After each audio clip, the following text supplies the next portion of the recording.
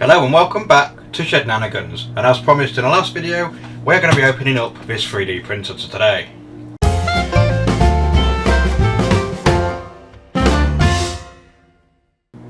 As I recently mentioned in my first video, which actually took on really well for considering it's a first video, it got a good reception from a lot of you, so thank you for those that have watched it.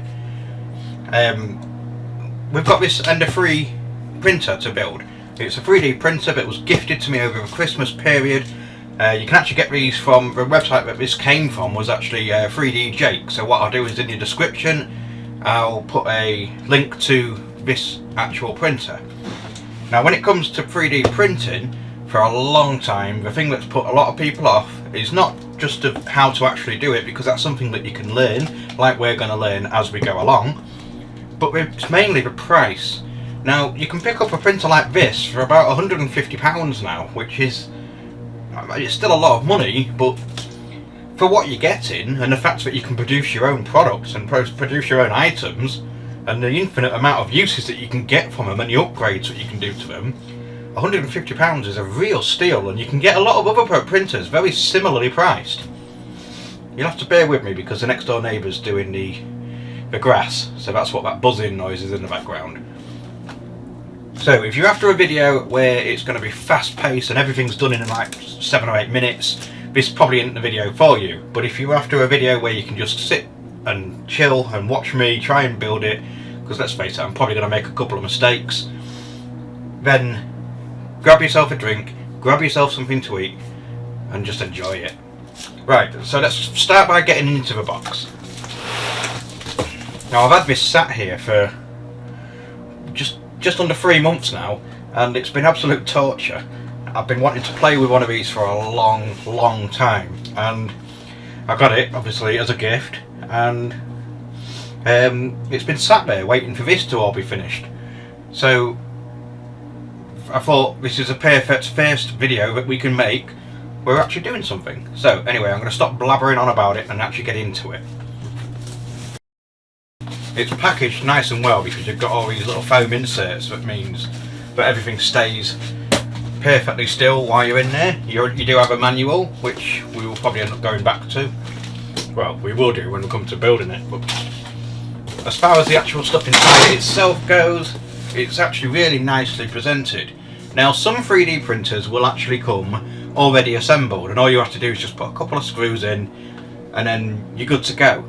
Now the thing I like about these ones is that there's a bit of assembly required, and that's what I like to do. I like to tinker, I like to try and build things, because I think that when you're doing something like this, when you're making it yourself, I know it's already pre-manufactured parts and it's just plug and play sort of thing, but you get to learn about how it all works and how it all assembles, so if anything does go wrong, you know exactly what to do.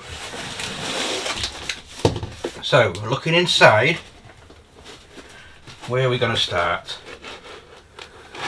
So at first you've got the stepper motors. Now these are what obviously go on the upper rail and the vertical rail to basically move everything along. Now I'm not going to pretend to know all the technical jargon for it all, so you're just going to have to put up with me basically explaining it as best as I can.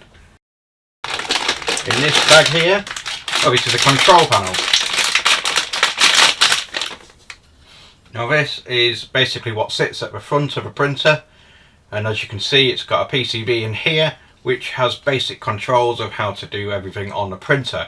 On this screen here it will display all the properties, the running temperature of the bed, and the progress of the print basically, and it has obviously the connector ports here to basically tie everything together and operate it.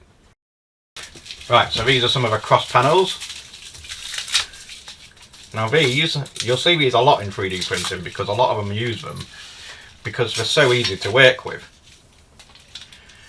As you can see, it's basically, I don't know if it'll focus in on that, it's basically a piece of aluminium that is profiled in such a way that you can add things to it, and obviously things can go in and slide along it.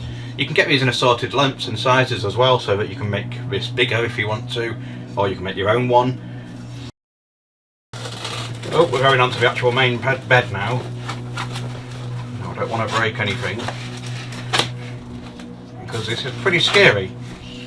Right, this big piece here is the main base of the printer.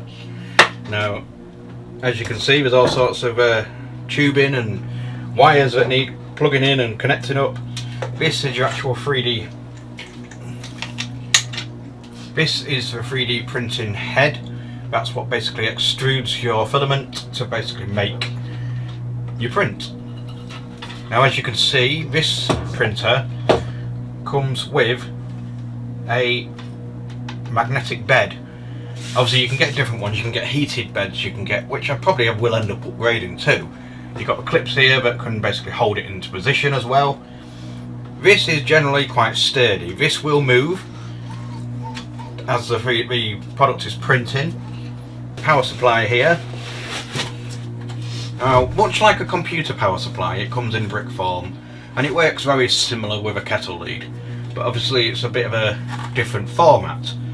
Now, these running at 360 watts, so it doesn't need quite as much power to run as a PC would, because obviously you're only really running 2 or 3 different mechanisms. More of the support beams. This is obviously for the main structure. Power lead. Unfortunately, it is in a European plug, but again, you can pick up power leads for next to nothing. From most pound shops will even sell them. If not, you can go on Amazon and obviously get one from there. You get a bag here with some assorted extras and even a little bit of filament already included. I'll go into a bit more detail about what all these are as I learn what they are. And you get another bag, and this is all the tools that you need to basically assemble everything. Now, there are some really delicate pieces in here, so we're going to have to be really careful how we do this. But fortunately, it looks like it's got everything that we're going to need to do anything, so you don't actually need any extra tools. And here you have a spatula, basically to take the prints off once you've finished with it, because you can just take them off, but sometimes you can end up damaging them. So this is used to basically place along the bed and effectively chisel away at it to get the print off. You've got another stepper motor here. Ooh. Got another stepper motor here, I'm not really sure what for, but again, we'll find out shortly. And then, I don't know what these are, so we'll find out. I do believe that is everything. So, some sort of order. Obviously I'll speed this up a little bit as I'm going along, because you don't really want to watch me doing all this.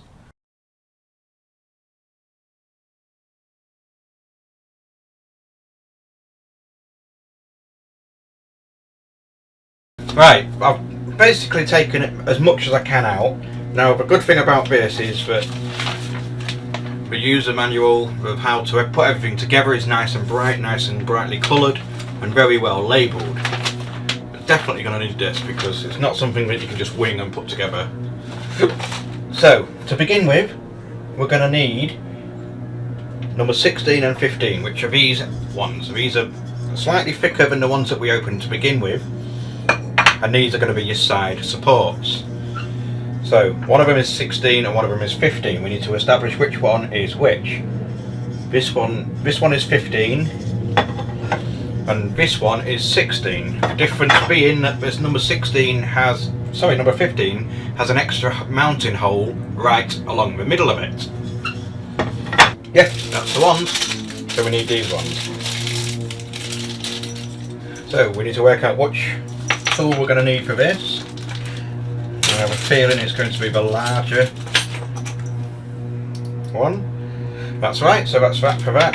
So what we need to do is move this along slightly. We need to get the base, move it along here, and on this base you've got mounting holes in the middle of it. But now what these are going to do is effectively sit like this, and that gives you your main support for the sides.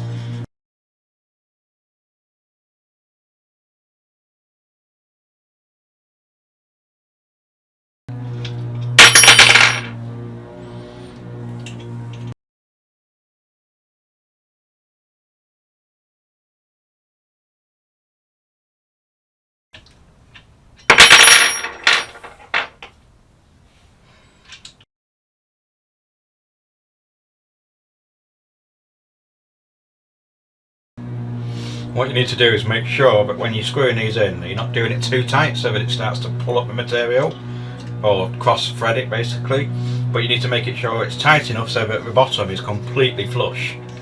Now we need to do the same again on the other side, and then you'll basically get the support like you see here. So this one has to be mounted with these two holes.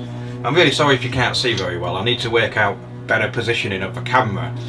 Obviously it's one of my first videos of doing things like this, so bear with me. If you've already got one of these and you think I'm doing it wrong, then obviously please let me know in the comments below. I'm just basically following as I go along. I'm trying my best to come in blind to this, to basically try and make it look as authentic as possible. I want it to be like that most of you that have never built a 3D printer before, much like myself, but can just basically buy it and see what you're doing. And by doing it at this sort of pace, it might be easier for you to follow actually, because you can just press play on this video and go along as I'm going along. So hopefully, if you're doing the same thing, you should be in a similar pace to me. You might even be a bit faster than me, but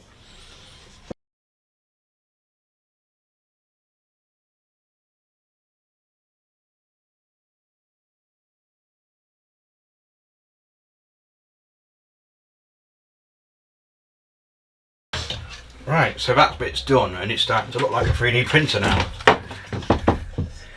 So it can be adjusted slightly as you go along, because at the moment it doesn't really stand very well. And that might be down to cabling, all sorts of things really.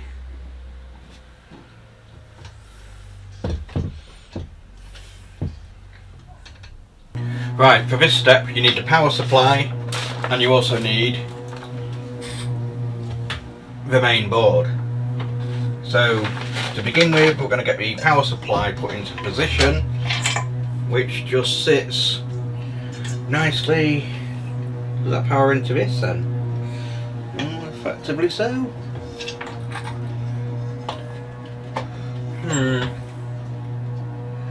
Doesn't really want to fit. Ooh, that's me breaking stuff already. Told you I'd make mistakes.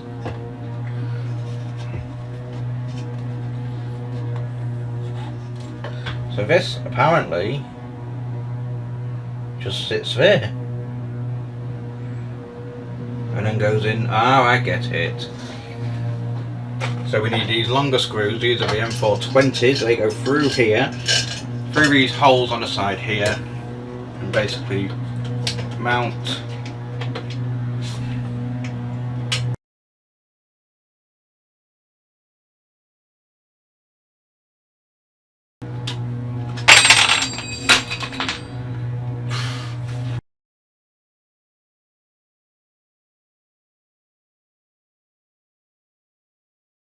so that's now in quite secure. It's a little bit hard for you to see really, isn't it? Again, I do apologise, I'm going to work on making that a bit better. And this goes in here on the end, and with these smaller screws, sorry,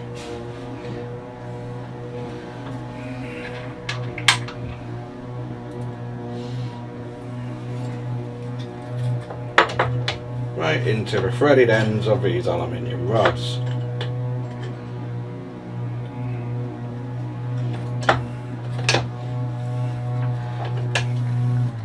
Do you know when I said it's a dummy's guide of how to make a 3D printer? I really wasn't lying about that, was I?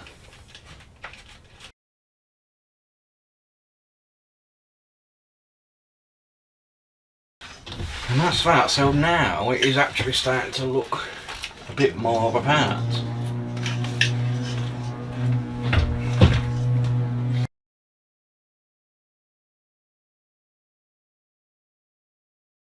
Right, so this part is the limiter switch, because on this there's actually a little switch on here, again probably hard to see. This basically stops the rail effectively that's doing it from going too far down. This, when it hits that, it closes the circuit and basically stops it from doing that. It's its own way of finding out how about where it is. Right, the next step is to get this long coil rod here. Now as you can see, it's basically a long threaded rod. That is to go in here. Now it's got some screws to tighten that. So I guess I'm supposed to put that in. And somehow that looks a bit too tall for me. Oh, that is right. That is indeed right.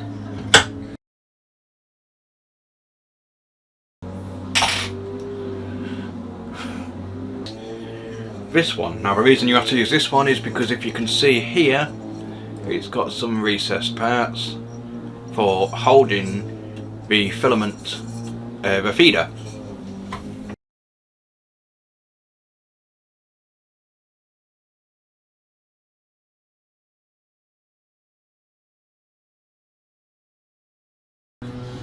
I'll tell you what, this is really not very easy to understand.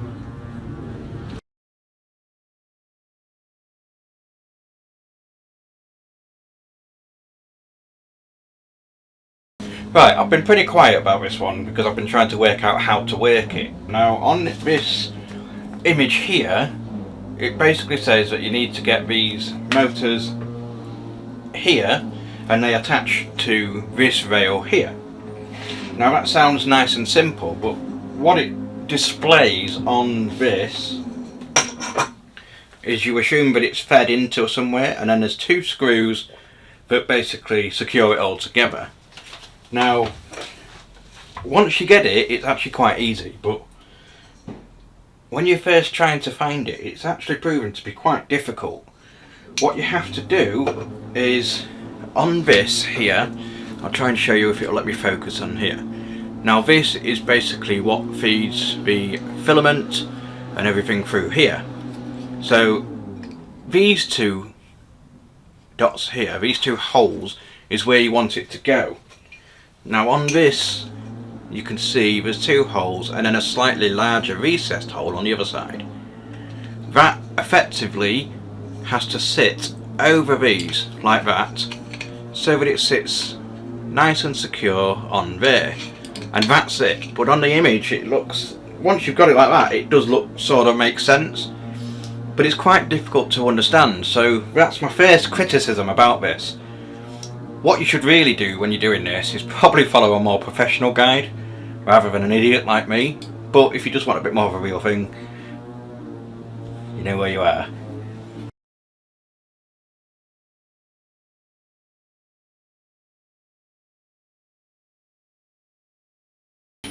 Right, so when that's attached, actually it's quite sturdy.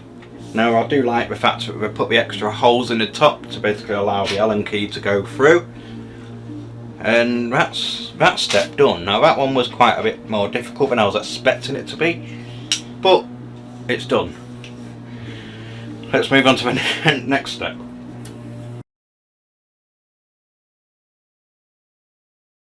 So we need to make sure we've got it in the right direction, and then obviously the header, that feeds in quite nice. Actually that goes on really nicely and smoothly. Make sure the fan is facing the right way as it says in the diagram. So what I've done here is basically used it as this as a guide. So make sure this is facing upwards. Put the feeder, the filament extruder over, and what you can see now is it's actually nice and smooth on there.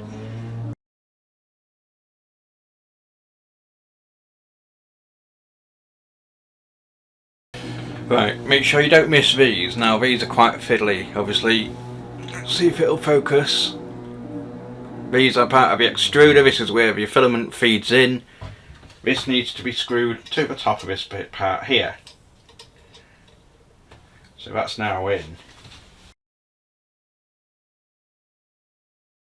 Again, it's quite difficult to understand on this, but once you've got it, it's still confusing as yeah. Right, let's carry on with this step and we'll move to that in a moment.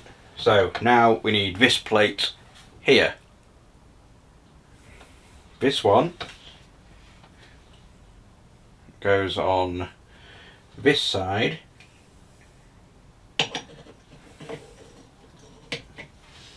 and mounts in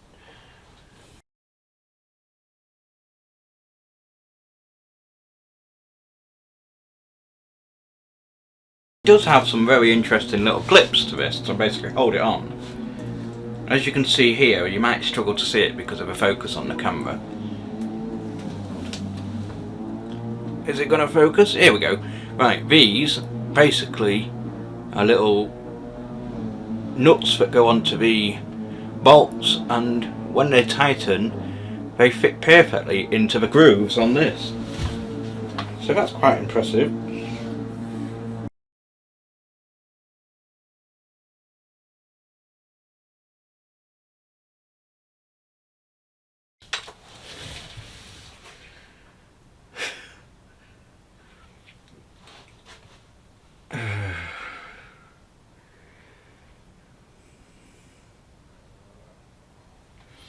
What a nightmare. What an absolute nightmare.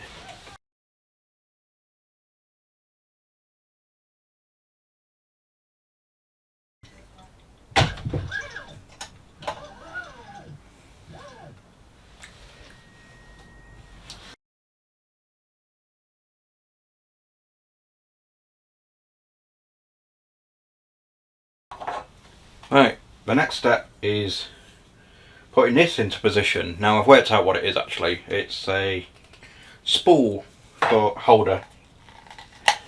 You take this off. No, you don't use.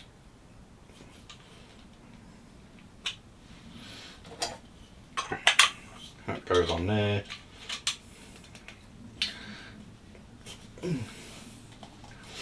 This will sit here, and that's what holds the spool of filament into position so that it feeds into the feeder much better.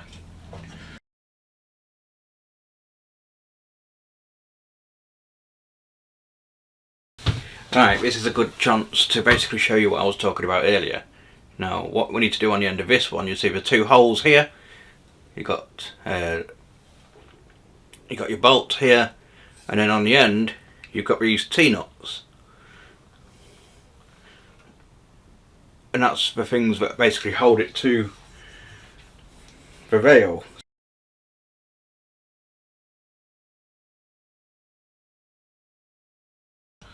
Make sure you get the right size Allen key with one of the 50,000 that you get. Tighten that. Tighten that.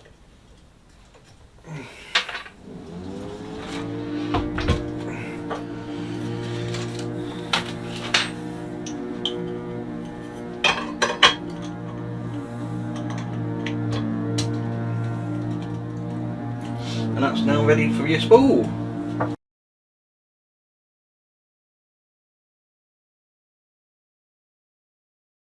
Right, I've done the main assembly now. It was fiddly as hell. What I've come to the conclusion in this video is that yes, it was quite a long fiddly job, but I think it's more the fact that I've got big massive sausage fingers, and working with tiny little parts like that isn't always the easiest. And I've just proved that, but saying that, I still did it. So it can be built by anyone. There'll be a lot more people a bit more competent at doing it. Hopefully, as I start to upgrade parts, and then hopefully as the channel goes along and I get bigger printers and more printers and such down the line, I'll have a bit more experience in what to do and what to expect. The overall build itself, I wouldn't say it's simple. It's a little bit difficult. The instructions are relatively clear, but there's some parts that can be a bit confusing. Hopefully, just by watching this, you've got an idea of what's gone on, which parts are a little bit more difficult to work. What I'm going to do now is basically speed through connecting everything up, getting everything plumbed in, getting everything sorted like that, and then I'll talk to you again in a moment.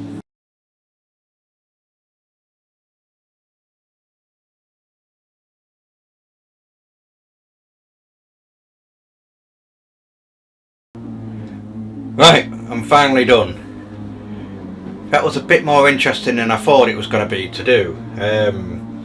I actually sort of expected it to be a lot easier. Now, it wasn't particularly difficult, but as I mentioned earlier, it's more down to my fat sausage fingers. The main takeaways from this video is that actually it's really nice and solid. It's very well made. You get a lot of kit for your money. All these extra motors, everything that's included, you can't really go wrong for £150. Now in the next couple of videos we're going to learn how to use it. Obviously right now I have no clue. I've got basic knowledge of how to do things and how to do basic models. Obviously you can download models and attach them to this little micro SD that was actually included. Now I've got a high speed micro SD that I'm going to use in it. This is a standard 8 GB that they include. If my the camera wants to, and that's what's included in the box with a little USB. Now this then goes into the bottom here, and there also is a micro USB port to basically connect it to the computer. When I've got it all set up and all running and everything on that, obviously I'm going to bring you along the journey as I go. I'm going to try and show you how to work the software, how to make our first 3D print. Hopefully you haven't all fallen asleep by this point. I will try and condense this video down to as little as possible, because there's a lot of points where I just ended up being quiet because I was getting frustrated. If I wasn't quiet I'd end up swearing, and I don't really want to be doing that right now.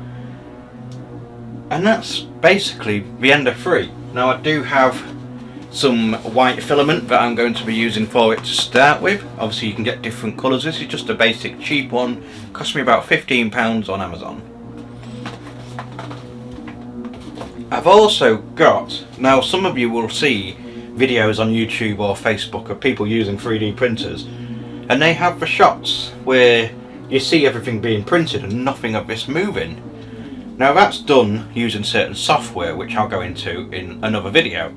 What I did get is a little, well it's not a real GoPro but it's an action cam, and it records in 1080, so it's nothing fancy, it's nothing amazing, but I'm going to make a mount that basically mounts it to the front of the 3D printer, and what it does is it works on a time lapse rather than just recording it, you're doing it, because some prints can take hours if not days depending on which you printed.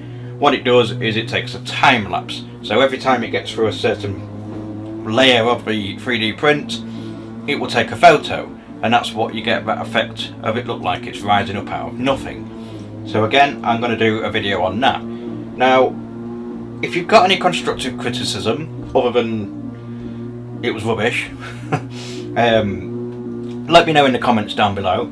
The next video, I don't know whether I'm going to do it on this and working out how to use it, but that will definitely be coming up. I've got some other projects lined up. I want to be trying to do a bit more.